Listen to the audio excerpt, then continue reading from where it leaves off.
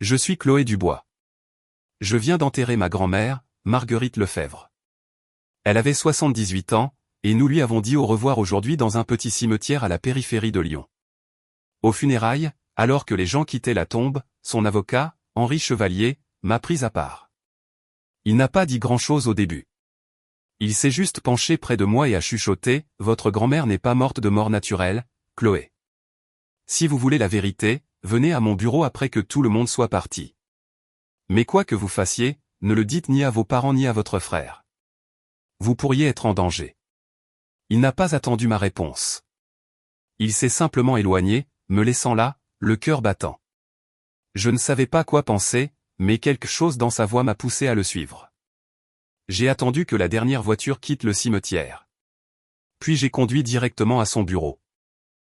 Quand je suis arrivé, l'immeuble était sombre, à l'exception d'une lumière dans le hall. Et là, debout dans l'ombre près de la porte, se trouvait un homme que je n'avais jamais vu auparavant. Il avait le genre d'yeux qui semblait en avoir trop vu, et il m'attendait. Je me suis figé. Je ne savais pas qui il était, mais je savais que tout allait changer. Avez-vous déjà ressenti ce moment où vous réalisez que les personnes les plus proches de vous pourraient cacher quelque chose de terrible? Laissez un commentaire ci-dessous et dites-moi d'où vous regardez. Si vous avez déjà eu ce pressentiment à propos de votre famille, cliquez sur j'aime et abonnez-vous. Vous ne voudrez pas manquer ce qui va suivre. Après la fin de la cérémonie au cimetière, je suis resté près de la rangée de voitures, faisant semblant d'ajuster mon manteau tout en observant papa et Sophie. Ils se tenaient un peu à l'écart des autres, près du monticule de terre fraîche. Je ne pouvais pas tout entendre, mais leur voix portait juste assez dans l'air humide. Sophie a dit quelque chose à voix basse et d'un ton pressant à propos de « si elle partait au bon moment ». Et papa a marmonné en retour « les papiers doivent être réglés avant que quelqu'un ne commence à poser des questions ». Ces mots m'ont frappé comme un vent glacial. Je n'ai pas saisi le reste. Ils se sont détournés quand ils m'ont vu les regarder, mais ce fragment est resté gravé dans ma tête. Cela semblait déplacé, comme une conversation qui ne m'était pas destinée. J'ai pensé aux petites choses que grand-mère avait faites ces derniers mois. Elle gardait des papiers importants enfermés dans un tiroir qu'elle n'avait jamais l'habitude de verrouiller auparavant. Elle a changé une fois la serrure de la porte de sa chambre, en disant que c'était « juste au cas où », mais elle n'a jamais expliqué ce qu'elle voulait dire. J'avais mis ça sur le compte de la vieillesse, mais maintenant, ces moments semblaient plus lourds de sens. Quand nous sommes rentrés à la maison dans la banlieue tranquille de Lyon, papa m'a appelé dans le salon. La pièce sentait encore les gratins que les voisins avaient apportés. Il a posé une épaisse pile de papier sur la table basse et s'est assis en face de moi. « Ce sont des procurations pour les soins de santé et les finances, » a-t-il dit. « C'est pour que nous puissions nous occuper des choses si jamais tu as besoin d'aide. » Grand-mère aurait voulu ça. Sophie se tenait à côté de lui, les bras croisés, son sourire doux. Elle parlait toujours de s'assurer que tu sois protégée, Chloé. Signe simplement là où il y a les onglets. C'est une procédure standard. J'ai pris la première page. Le langage était dense, plein de termes juridiques. Il y avait une clause sur la prise de décision par substitution si j'étais jugé incapable de gérer mes propres affaires. Cela ne parlait pas d'une confession, mais la formulation semblait ambiguë, comme si elle pouvait signifier plus que ce qu'il laissait entendre. J'ai demandé ce que cela couvrait exactement. Papa a balayé ma question d'un geste de la main. Juste la routine. Tu n'as pas besoin de lire chaque ligne. Nous sommes une famille. Je sentais les yeux de Sophie sur moi tout le temps. Son regard n'était pas chaleureux. Il était vigilant, comme si elle mesurait l'étendue de mes soupçons. J'ai reposé les papiers et me suis frotté les yeux. Je suis épuisé par cette journée. Pouvons-nous faire ça demain? J'ai juste besoin de me reposer. Papa a hoché la tête, mais le sourire de Sophie s'est crispé. Bien sûr, ma chérie. Prends ton temps. Elle a touché mon épaule alors que je quittais la pièce, et ses doigts étaient froids. Je suis monté dans mon ancienne chambre, celle que grand-mère avait gardée prête pour moi à chacune de mes visites. Je me suis assise sur le bord du lit, fixant le mur où elle accrochait mes dessins d'enfant. Mon esprit rejouait sans cesse ces mots entendus au cimetière. Si elle partait au bon moment. Cela ne sonnait pas comme du chagrin. Cela sonnait comme un calcul. J'ai pensé aux dernières semaines de grand-mère. Elle avait été fatiguée, se plaignant que son cœur s'emballait la nuit. Elle avait cessé de boire son thé du matin aussi souvent, disant qu'il n'avait pas le bon goût. Je lui avais rendu visite une semaine avant son décès, et elle m'avait prise à part dans la cuisine. S'il m'arrive quelque chose, Chloé, promets-moi de veiller sur toi. Ne les laisse pas te presser. Elle n'a jamais dit qui était, il, mais maintenant je me le demandais. En bas, j'ai de nouveau entendu papa et Sophie parler à voix basse. La maison semblait trop silencieuse, comme si elle retenait son souffle. J'ai verrouillé la porte de ma chambre, une chose que je n'avais jamais faite auparavant, et je me suis allongé. Mais le sommeil n'est pas venu. Au lieu de cela, je n'arrêtais pas de penser aux papiers sur la table. Je savais que je ne pouvais pas les signer sans comprendre ce qu'ils signifiaient vraiment. Le lendemain matin, je me suis réveillé tôt. Papa était déjà dans la cuisine en train de faire du café. Sophie était là aussi, me versant une tasse. Elle me l'a tendue avec un sourire. « Tu dois être fatigué. Bois ça. Ça va t'aider. » J'ai pris la tasse mais je n'ai pas bu. Je l'ai posée sur le comptoir et j'ai dit que je devais faire une course. Papa a demandé de quel genre. Je lui ai dit que je voulais passer voir la maison de grand-mère, m'assurer que tout allait bien. Il a hésité, puis a hoché la tête. Sophie m'a regardé partir, et j'ai senti ses yeux dans mon dos jusqu'à la porte. J'ai conduit jusqu'à la maison de grand-mère, la petite maison où elle avait vécu pendant 40 ans. Elle était vide maintenant, les meubles toujours en place, l'air vicié. J'ai traversé les pièces, touchant les choses qu'elle avait aimées, la théière sur la cuisinière, les albums photos sur l'étagère. Dans sa chambre, j'ai trouvé le tiroir qu'elle avait l'habitude de garder verrouillé. La serrure était toujours là, mais la clé était au même endroit où elle la cachait toujours, sous la lame de parquet qui bougeait près du lit. À l'intérieur du tiroir se trouvaient des relevés bancaires, des papiers d'assurance et un petit carnet. Je l'ai ouvert. Les pages étaient remplies de son écriture soignée. Elle avait noté des dates et des observations. Le thé avait de nouveau un goût amer, le cœur s'emballe après le petit déjeuner. Sophie a insisté pour le préparer aujourd'hui. Et puis, vers la fin, je ne me sens pas en sécurité. Si je pars soudainement, vérifie le thé et protège Chloé. Mes mains tremblaient en lisant. Je ne savais pas encore ce que tout cela signifiait, mais je savais que je ne pouvais plus l'ignorer. Je suis sorti de la maison cette nuit-là sans allumer de lumière. L'allée était silencieuse, et j'ai pris la vieille clé de grand-mère sur le crochet près de la porte où elle la laissait toujours. Le trajet jusqu'au bureau d'Henri Chevalier n'était pas long, juste 20 minutes à travers les rues vides de la banlieue. L'immeuble était sombre quand je suis arrivé, mais une seule lampe brillait à la fenêtre du hall. Je me suis garé et je me suis dirigé vers la porte. Elle s'est ouverte avant que je ne frappe. Henri m'a fait entrer sans un mot, directement dans son bureau au fond. L'homme de tout à l'heure était déjà là, assis dans l'un des fauteuils en cuir. Henri a fermé la porte et a dit « Voici Marc Renaud. Votre grand-mère l'a engagé il y a quelques mois. » Marc a hoché la tête mais n'a pas souri. Il avait l'air de quelqu'un qui avait passé trop de nuits à attendre des réponses. Elle est venue me voir parce qu'elle s'inquiétait de quelque chose dans sa routine quotidienne, a-t-il dit. Elle buvait une tisane tous les matins, et elle a commencé à remarquer qu'elle avait un goût étrange. Elle ne voulait accuser personne, alors elle m'a demandé de vérifier discrètement. Elle avait peur de briser la famille si elle se trompait. Il a ouvert un dossier sur le bureau et a glissé un rapport vers moi. C'était un résumé de laboratoire d'un service de test privé. La page listait les composés de l'échantillon qu'elle avait envoyé. La plupart étaient des herbes normales, mais une ligne était surlignée, substance non identifiée détectée, non conforme à la composition standard des tisanes. Analyse plus approfondie recommandée. Ce n'était pas une conclusion complète, rien de définitif, mais c'était suffisant pour me retourner l'estomac. J'ai fixé le papier. Cela ne veut encore rien dire, ai-je dit. Ça pourrait n'être rien. Marc s'est penché en avant. Votre grand-mère pensait que c'était quelque chose. Elle m'a dit que s'il lui arrivait quelque chose soudainement, je devais vous montrer ça. Elle a dit que vous étiez la seule en qui elle avait confiance pour enquêter. J'ai secoué la tête. Mon père l'aimait. Il n'aurait pas pu. C'est impossible. Henri a posé une main sur mon épaule. Elle ne l'a pas accusé directement. Elle voulait juste en être sûre. C'est pourquoi elle n'a pas prévenu la police.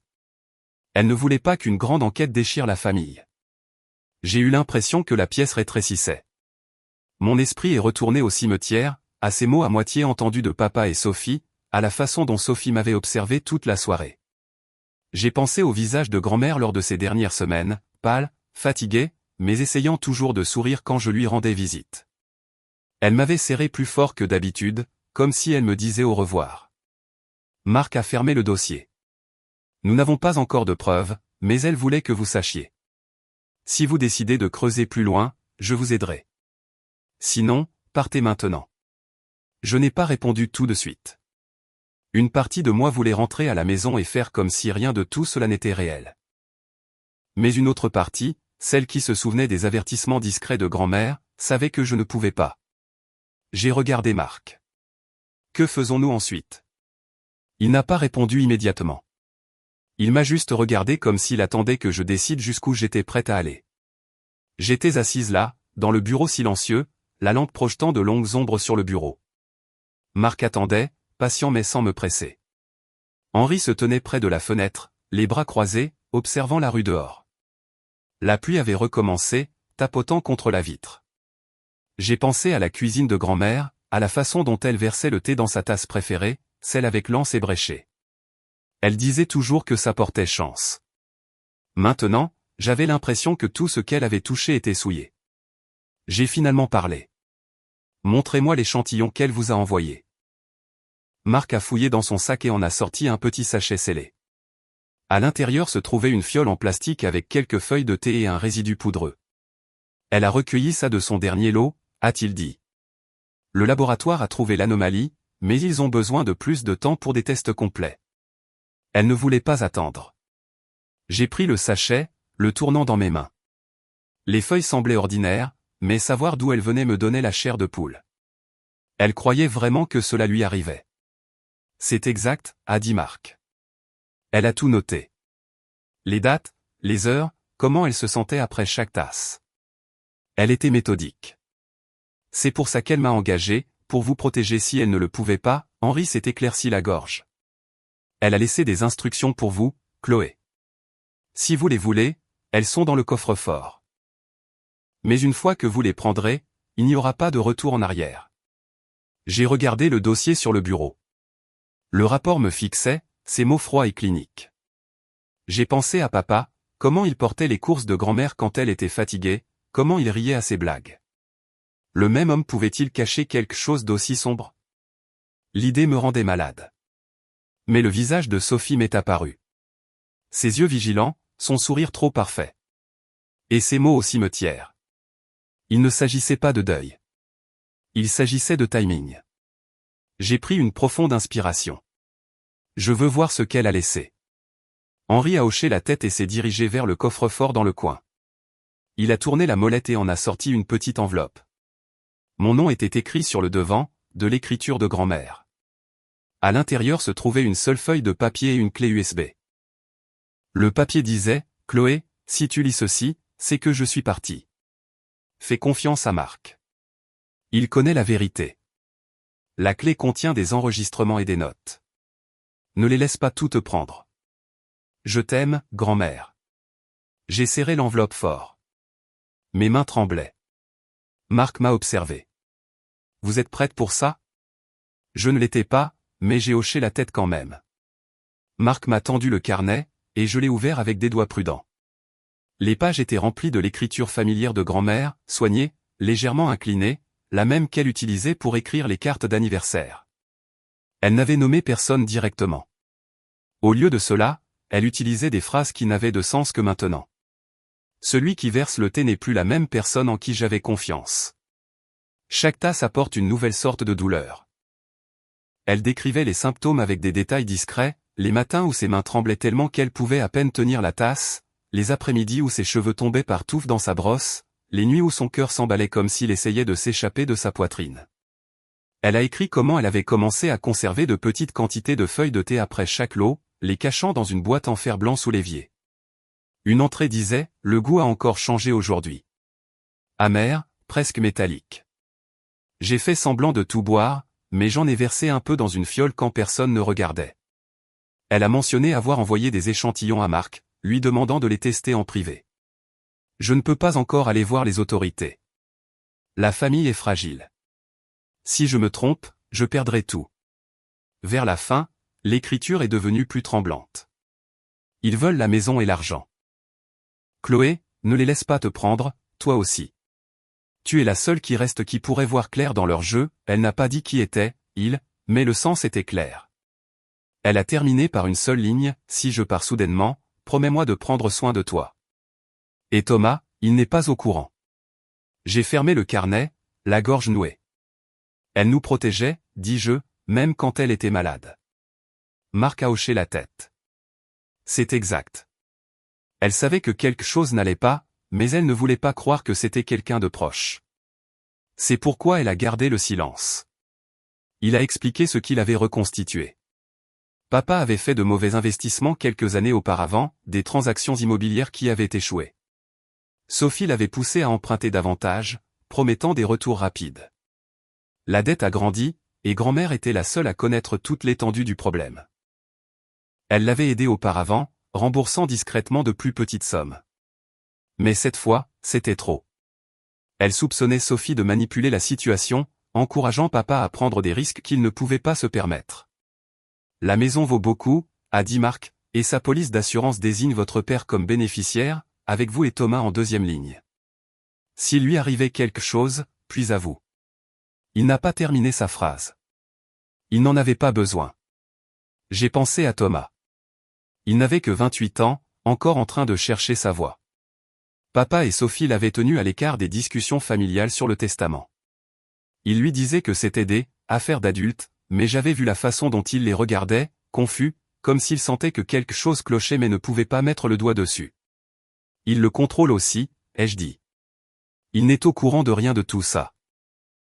Marc a acquiescé. Votre grand-mère l'a mentionné.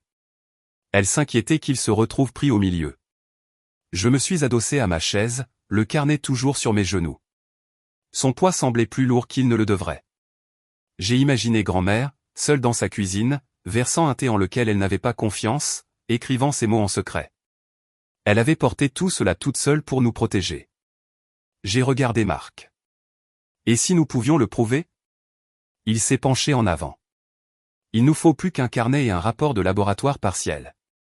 Nous devons les prendre sur le fait ou au moins obtenir des preuves solides, mais c'est risqué. S'ils soupçonnent que vous êtes sur leur piste, ils agiront plus vite. Je savais ce qu'ils voulaient dire. Si papa et Sophie pensaient que j'étais une menace, ils pourraient essayer de me faire taire de la même manière qu'ils l'avaient fait avec grand-mère.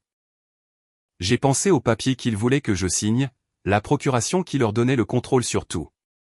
Si je signais, je leur remettrais les clés de mon avenir et de celui de Thomas. Je ne peux pas laisser faire ça, ai-je dit. Pas à Thomas, pas à la mémoire de grand-mère. Marc m'a étudié un instant. Alors nous avons besoin d'un plan. Mais vous devez être sûr. Une fois que nous commencerons, il n'y aura pas de retour en arrière. J'ai hoché la tête. J'étais sûr. Il a esquissé les grandes lignes. Je retournerai à la maison, j'agirai normalement, je ferai semblant d'être toujours en deuil et de leur faire confiance. Nous utiliserions ce temps pour rassembler plus de preuves, peut-être installer un moyen de surveiller la maison, ou découvrir ce que contenaient vraiment les papiers. Grand-mère avait aussi laissé des instructions pour cela, cachées dans l'enveloppe. J'ai ouvert la clé USB sur l'ordinateur d'Henri. Elle contenait des fichiers audio.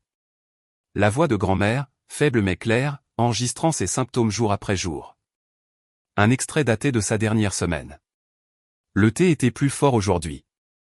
J'ai à peine pu le finir. J'ai mal à la poitrine. Chloé, si tu entends ça, souviens-toi que je t'aime. Ne les laisse pas gagner. Sa voix s'est brisée à la fin. J'ai fermé le fichier, les larmes me brûlant les yeux. Henri m'a regardé. Elle a enregistré ça pour vous.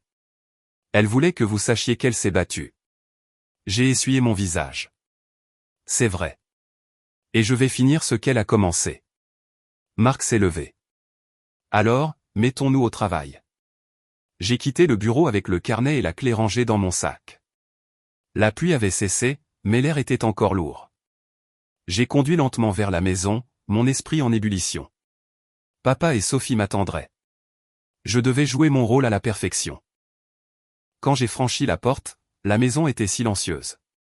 Papa était dans le salon, zappant entre les chaînes. Sophie était dans la cuisine. Elle a levé les yeux quand je suis entré. Tout va bien, Chloé? J'ai forcé un petit sourire. Oui, j'avais juste besoin de prendre l'air. Elle a hoché la tête, mais ses yeux se sont attardés sur mon sac une seconde de trop. Je suis monté et j'ai verrouillé ma porte. Demain, je commencerai à agir comme si rien n'avait changé, mais à l'intérieur, tout avait changé. Je suis rentré dans la maison avec le carnet et la clé cachée dans mon sac, essayant de garder un visage calme. Papa était dans le salon, faisant défiler des choses sur son téléphone. Sophie est sortie de la cuisine, s'essuyant les mains sur un torchon. Elle m'a regardé avec ce même sourire prudent. Tu as trouvé ce que tu cherchais? Oui, ai-je dit. J'avais juste besoin de réfléchir. Je me suis assise sur le canapé et j'ai pris une profonde inspiration. J'ai réfléchi au papier, leur ai-je dit. Je vais les signer. Mais d'abord, faisons quelque chose pour grand-mère. Je veux que nous dînions ensemble ce soir. Lisons son projet de testament. Parlons d'elle. Souvenons-nous des bons moments. Ça me semble juste. Papa a semblé surpris, mais il a hoché la tête. C'est une bonne idée, Chloé. Ça lui plairait. Les yeux de Sophie se sont plissés, juste une fraction de seconde. Nous pouvons faire ça. De quoi as-tu besoin? J'ai suggéré que nous préparions son plat préféré, du poulet rôti aux herbes fraîches, comme elle le faisait toujours. Nous devrions aller au Hall Paul Bocuse. Ils ont les meilleurs produits frais. Je viendrai avec vous. Papa a accepté tout de suite. Sophie a hésité. C'est un peu loin. On pourrait juste aller au magasin du coin. Non, ai-je dit. Grand-mère disait toujours que la fraîcheur fait toute la différence. S'il vous plaît, faisons les choses bien. Ils ont échangé un regard rapide. Papa a haussé les épaules. D'accord, allons-y maintenant. Nous avons conduit jusqu'au Hall Paul Bocuse, au centre-ville de Lyon, le grand marché avec ses larges allées et ses rayons spécialisés. C'était à environ 40 minutes de la maison. Sophie était assise à l'avant, me jetant des regards de temps en temps. J'ai fait semblant de ne pas remarquer. Une fois à l'intérieur, j'ai pris mon temps. J'ai marché lentement dans le rayon des fruits et légumes, prenant des bouquets de romarin et de thym, sentant chacun d'eux. Celui-ci sent meilleur, ai-je dit en tendant un bouquet. Sophie a soupiré mais n'a rien dit. J'ai interrogé le vendeur sur les meilleures herbes pour la cuisson, puis je suis passé au comptoir de la viande. J'ai posé des questions sur le poulet, biologique ou élevé en plein air, combien de temps le cuire. Le vendeur a parlé pendant 10 minutes. Sophie tapait du pied. J'ai continué. Au rayon des vins, j'ai pris des bouteilles, lisant attentivement les étiquettes. Grand-mère aimait ce cabernet, ai-je dit. Pensez-vous que c'est le bon millésime? Papa a hoché la tête distraitement. Sophie a regardé sa montre. Nous devrions bientôt rentrer. Juste un peu plus longtemps, ai-je dit. Je veux que ce soit parfait. J'ai fait durer le tout pendant presque 2 heures. Sophie devenait de plus en plus impatiente, son sourire s'effaçant. Papa a essayé de me presser, mais je trouvais toujours de nouvelles choses à regarder. Quand nous sommes partis, le ciel était sombre. Sur le chemin du retour, Sophie était silencieuse. Elle n'arrêtait pas de me regarder dans le rétroviseur. Quand nous nous sommes garés dans l'allée, elle s'est tournée vers moi. Tu sembles différente aujourd'hui, Chloé. Tout va bien? J'ai souri. J'essaie juste d'honorer grand-mère. Elle n'avait pas l'air convaincue. À l'intérieur, je suis monté dans ma chambre. J'ai vérifié le sac. Tout était encore là. Je savais que l'équipe de Marc n'avait eu qu'une courte fenêtre de temps pendant notre absence. Ils avaient réussi à installer des caméras dans la cuisine et une dans le coin du salon. Ce n'était pas parfait, seulement 2 angles, mais c'était quelque chose. Le risque était élevé. Si Sophie ou papa remarquaient quoi que ce soit d'anormal, tout serait fini. Je me suis assise sur le lit, le cœur battant. J'avais gagné du temps, mais je sentais la tension monter. Les yeux de Sophie m'avaient suivi pendant tout le trajet, comme si elle essayait de deviner ce que je savais. Papa semblait inconscient de tout, mais je me demandais à quel point il comprenait vraiment. J'ai pensé à Thomas. Il m'avait envoyé un message plus tôt, me demandant si j'allais bien. Je n'avais pas encore répondu. Je ne voulais pas l'entraîner là-dedans avant d'être sûr, mais voir comment papa et Sophie le tenaient à l'écart de toutes les décisions familiales m'inquiétait. Ils le contrôlaient aussi, à leur manière. J'ai de nouveau regardé le carnet. Les mots de grand-mère me fixaient. Ne les laisse pas te prendre, toi aussi. Je ne le ferai pas. Demain, je jouerai le jeu. Mais ce soir, j'ai verrouillé ma porte et j'ai essayé de dormir. Le lendemain matin, je me suis réveillé avec un plan. Je suis descendu et j'ai trouvé Sophie dans la cuisine. Elle préparait du café. Papa était dehors, vérifiant le courrier. Je me suis assise à table et j'ai dit, je suis prête à signer les papiers aujourd'hui, mais assurons-nous d'abord que tout est clair. Je veux les revoir avec vous. Le visage de Sophie s'est illuminé. Bien sûr. Je vais les chercher. Elle a quitté la pièce et est revenue avec la pile. Nous les avons étalés sur la table. J'ai posé des questions sur chaque page, faisant semblant d'être confuse. Que signifie cette partie sur la prise de décision par substitution, ai-je demandé. C'est juste au cas où tu serais un jour incapable de gérer les choses toi-même, a dit Sophie. Nous interviendrions pour aider. J'ai hoché la tête lentement. C'est logique. Je veux juste être sûr. Papa est entré et s'est assis. Nous avons parcouru les documents ligne par ligne. J'ai fait traîner les choses, demandant des explications pour chaque clause. La patience de Sophie s'amenuisait, mais elle répondait. Papa semblait soulagé que je coopère. Quand nous avons terminé, j'ai signé là où il m'indiquait. Ma main a un peu tremblé, mais je l'ai cachée. Voilà, ai-je dit. C'est fait. Sophie a souri. Merci, Chloé. Cela facilitera les choses. Je me suis levé. Je vais me reposer maintenant. À plus tard. Je suis retourné dans ma chambre. Les caméras étaient en place. Les papiers étaient signés. Maintenant, tout ce que j'avais à faire était d'attendre leur prochain coup. Je me suis réveillé tôt, la maison encore silencieuse à l'exception du léger bourdonnement du réfrigérateur en bas. Je suis resté au lit quelques minutes, respirant lentement, préparant mon visage. Quand je suis finalement descendu à la cuisine, papa était déjà parti, probablement faire des courses. Sophie était là, rinçant la vaisselle de la veille. Elle a levé les yeux quand je suis entré. Bonjour, Chloé. Tu as l'air fatiguée. Je le suis, ai-je dit en me frottant les yeux. Je n'ai pas bien dormi. Je n'arrête pas de penser à grand-mère. Elle a hoché la tête, son expression compatissante. C'est normal. Tu veux du thé? Je peux faire son mélange de tisane préféré. Je me suis assise à table. Oui, s'il te plaît. Exactement comme elle le faisait. Sophie s'est tournée vers la cuisinière. Elle a rempli la bouilloire et l'a posée sur le feu. J'ai observé son dos alors qu'elle attrapait la boîte de feuilles de thé en vrac. La bouilloire a cliqué en chauffant. Elle se déplaçait lentement, comme si elle essayait d'être prudente. J'ai fait semblant de regarder mon téléphone, mais mes yeux ne la quittaient pas. Quand la bouilloire a sifflé, elle a versé l'eau sur les feuilles dans la théière. Puis elle s'est décalée sur le côté, hors de ma ligne de vue directe, près du comptoir où se trouvait l'étagère à épices. J'ai entendu un léger cliquetis, quelque chose de petit qu'on ouvrait. Je me suis levé silencieusement et j'ai marché vers l'évier, faisant semblant de prendre un verre d'eau. En passant près du comptoir, je l'ai vue. Elle avait une petite fiole en verre dans la main, versant une pincée de poudre blanche dans la théière. Ses mouvements étaient rapides, experts. Mon cœur a cogné contre mes côtes. Je me suis figé une seconde, puis j'ai continué à marcher vers l'évier. Elle ne m'a pas remarqué derrière elle.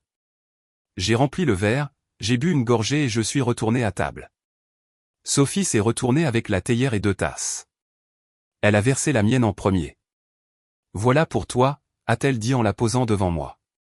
Attention, c'est chaud. J'ai enroulé mes mains autour de la tasse. La vapeur s'élevait, portant l'odeur familière de la tisane. Je l'ai portée à mes lèvres, mais ma main a tremblé. Je l'ai reposée. Désolé, ai-je dit. Je suis encore maladroite ce matin. J'ai posé la tasse trop vite. Elle s'est renversée, le thé se répandant sur la table et sur le sol. Sophie a fait un bond en arrière. Oh non. Je suis tellement désolé, ai-je dit en me levant d'un bond. Je suis une vraie catastrophe. Peux-tu en faire une autre? S'il te plaît, j'en ai vraiment besoin. Sophie a fixé la flaque un instant. Sa mâchoire s'est crispée, mais elle a forcé un sourire. Bien sûr. Laisse-moi d'abord nettoyer ça. Elle a attrapé un torchon et a essuyé la table. Je l'ai aidée, mes mains tremblant pour de vrai maintenant. Elle a rempli à nouveau la bouilloire et a recommencé. Cette fois, je suis resté plus près, observant chacun de ses mouvements. Elle a de nouveau attrapé la fiole quand elle a cru que je ne regardais pas. La poudre est tombée dedans, juste une petite quantité, mais suffisante. Elle a versé la deuxième tasse et me l'a tendue. Et c'est celle-ci. Je l'ai prise. Mes doigts tremblaient si fort que le thé a débordé.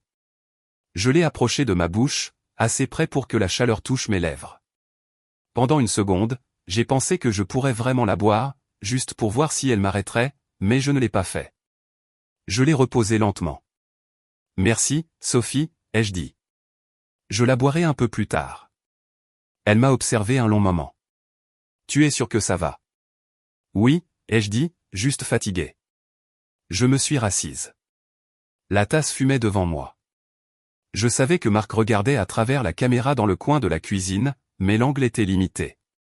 Une vue claire du comptoir, mais pas parfaite.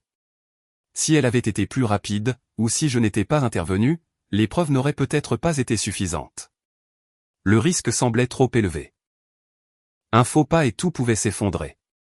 Je me suis levé de table, les mains maintenant stables, malgré les battements dans ma poitrine. Le thé était intact devant moi. Sophie m'observait attentivement, son sourire avait disparu. Papa a levé les yeux de son téléphone, confus. Grand-mère savait tout, ai-je dit, d'une voix claire. Elle a laissé un carnet et des échantillons. Elle savait ce qui se passait. Le visage de Sophie est devenu blême. Papa s'est figé. Chloé, de quoi parles-tu? J'ai sorti mon téléphone et j'ai ouvert l'application que Marc avait installée. Le flux en direct de la caméra de la cuisine est apparu. J'ai tourné l'écran vers eux. Regardez ça. La vidéo montrait Sophie au comptoir plus tôt. La fiole dans sa main, la poudre blanche tombant dans la théière. C'était assez clair. L'angle avait parfaitement capté ses mouvements. Sophie a eu le souffle coupé. Papa a fixé l'écran, le sang quittant son visage. Sophie a reculé. Ce n'est pas, je n'ai pas. Daniel, dis-lui que ce n'est pas ce que ça semble être. Papa ne parlait pas. Il continuait juste à fixer la vidéo, la bouche ouverte. J'ai continué. Elle a tout noté. Les symptômes, le goût amer, la façon dont vous agissiez tous les deux. Elle savait que vous vouliez la maison, l'assurance, tout. Les yeux de Sophie se sont tournés vers papa. Daniel, dis quelque chose. Il m'a finalement regardé. Chloé, je ne savais pas. Je le jure. Sophie a ri, un son sec et paniqué. Il ment. C'est lui qui a tout organisé. J'ai juste suivi parce qu'il m'a menacé. Papa a secoué la tête. Non. Sophie, arrête. Je ne les ai pas laissés se disputer. Les papiers que vous m'avez fait signer. Ce n'était pas juste une procuration. C'était une directive de fin de vie, vous donnant le droit de prendre des décisions médicales pour moi si j'étais incapable. Vous vouliez me déclarer inapte, prendre le contrôle et me priver de l'héritage. Sophie s'est jetée sur le téléphone. Éteins ça. Je l'ai retiré. C'est trop tard. La vidéo est déjà sauvegardée, et la police regarde en ce moment même. À ce moment-là, les portes d'entrée et de derrière se sont ouvertes violemment. Des policiers en uniforme ont fait irruption, armes au poing. Police. Les mains en l'air, bien en vue. Sophie a crié et s'est laissée tomber par terre, les mains sur la tête. Papa a levé les bras lentement, les yeux écarquillés. 2 policiers ont menotté Sophie en premier. Elle n'arrêtait pas de crier, c'est lui. C'est lui qui m'a forcé. Papa n'a pas résisté. Il m'a juste regardé, l'air brisé. Chloé, je suis désolé. Je n'ai pas répondu. Thomas est descendu en courant, les cheveux en désordre. Il s'est arrêté en bas des escaliers, fixant le chaos. Qu'est-ce qui se passe? Un policier l'a retenu doucement. Restez ici, jeune homme. Thomas m'a regardé. Chloé? Qu'est-ce qui se passe? Je me suis approché de lui. Ils ont fait du mal à grand-mère. Ils ont essayé de me faire du mal aussi. Son visage s'est décomposé. Non. Papa. Papa ne pouvait pas croiser son regard. Les policiers leur ont lu leurs droits. Sophie continuait d'accuser papa, sa voix stridente. Papa est resté silencieux, la tête baissée. Alors qu'il les emmenait, Thomas m'a attrapé le bras. Je ne savais pas. Je jure que je ne savais rien. Je l'ai cru. Il avait été tenu dans l'ignorance, exactement comme grand-mère le voulait, pour le protéger. La maison s'est remplie d'activités policières, photos, sacs de preuves, dépositions. Marc est arrivé plus tard, se coordonnant avec les inspecteurs. Il m'a fait un petit signe de tête. Vous avez bien agi. Je ne me sentais pas bien. Je me sentais vide. Ils ont emmené papa et Sophie. Thomas s'est assis avec moi sur le canapé pendant que les policiers travaillaient. Il pleurait silencieusement. Je lui ai tenu la main. Quand le dernier policier est parti, la maison était de nouveau silencieuse. Thomas m'a regardé. Qu'est-ce qui se passe maintenant? J'ai pris une profonde inspiration. On va surmonter ça ensemble. Mais je ne peux plus rester ici. Il a hoché la tête. Je comprends. J'ai fait un sac cette nuit-là. J'ai quitté la maison le lendemain matin. Je ne me suis pas retourné. Des mois plus tard, la salle d'audience de Lyon semblait plus froide que le cimetière où nous avions enterré grand-mère. La voix du juge a résonné dans la pièce alors qu'il lisait la sentence de Daniel Dubois, réclusion à perpétuité sans possibilité de libération conditionnelle pour son rôle d'instigateur principal. Sophie a reçu une peine réduite en raison de preuves moins directes et de sa coopération avec l'enquête. Les accusations portaient sur les préjudices ayant entraîné la mort de grand-mère et la conspiration pour me nuire. La salle d'audience était silencieuse, à l'exception des sanglots étouffés de quelques parents au fond. Thomas était assis à côté de moi, me serrant fermement la main. Il n'avait pas beaucoup parlé depuis l'arrestation. J'ai regardé papa une dernière fois alors qu'il l'emmenait. Il n'a pas regardé en arrière. Sophie a jeté un coup d'œil par-dessus son épaule, les yeux rouges, mais je me suis détourné. Il n'y avait plus rien à dire. Après l'audience, Thomas et moi sommes sortis ensemble. La pluie avait cessé, laissant le ciel gris et lourd. Il s'est arrêté sur les marches du palais de justice. Chloé, je suis désolé. J'aurais dû le voir. Tu ne savais pas, ai-je dit. Aucun de nous ne le savait. Grand-mère nous a protégés tous les deux. Il a hoché la tête lentement. Et maintenant? Maintenant, j'ai pris une profonde inspiration, je déménage à Bordeaux. J'ai besoin d'espace. Je vais garder la maison de grand-mère, mais je ne peux plus y vivre. Pas avec tout ce qui s'est passé. Il a baissé les yeux. On pourra encore se parler? Pas tous les jours, mais parfois? J'ai hésité. Puis j'ai hoché la tête. Contact minimal. Pas de visite. Mais oui, on peut se parler. Tu es mon frère. Ça ne change rien. Il m'a serré fort dans ses bras. Merci. J'ai conduit jusqu'à la maison de grand-mère cet après-midi-là. Les clés semblaient lourdes dans ma main. J'ai traversé les pièces, touchant les meubles qu'elle aimait, la théière sur la cuisinière, les albums photos sur l'étagère. La maison était silencieuse, mais elle ne semblait pas vide. Elle semblait être un lieu qui avait de nouveau besoin d'un but. J'ai décidé d'en faire un refuge pour les femmes fuyant la violence domestique. J'ai travaillé avec des organisations locales pour le mettre en place, des chambres pour des séjours de courte durée, un espace de conseil dans le salon, un jardin à l'arrière où elle pourrait s'asseoir et respirer. J'ai utilisé une partie de l'héritage pour le financer. Grand-mère aurait voulu ça. Elle disait toujours que la maison était destinée à abriter des gens, pas seulement à conserver des souvenirs. J'ai déménagé à Bordeaux quelques semaines plus tard. J'ai trouvé un petit appartement près de la Garonne. C'était simple, calme. J'ai commencé un nouveau travail dans une organisation à but non lucratif, aidant à la planification financière pour les familles en crise. Chaque jour semblait un peu plus facile que le précédent. Je ne parle ni à papa ni à Sophie. Le tribunal a ordonné une interdiction de contact, et je ne m'y suis pas opposé. Thomas appelle parfois, de courtes conversations sur sa vie, son travail, rien de profond. Nous sommes prudents. Nous essayons.